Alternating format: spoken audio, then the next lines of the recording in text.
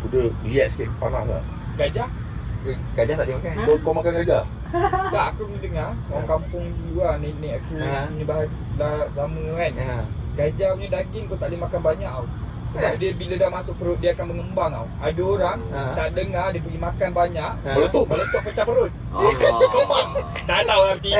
Ya. Zaman atuk aku. Ya tapi kan gajah dia Tak kan. tahu. tapi sebab dia herbivore kan. Dia Satu alam boleh lah. Mungkin sebab tu dalam Islam diharamkan makan gajah. Mana ada? haram ke? Bukan Ada. pasti gajah. Tak pasti aku tak Boleh.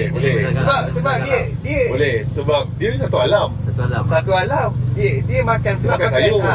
Sayur Tapi je. ni kan boleh mengganas, boleh membunuh. Tapi dia tak Itu bukan syarat halal lah. Kalau syarat halal dia kena ada taring, ada kuku, ada claw. Ada ni? Gading. Ada ni?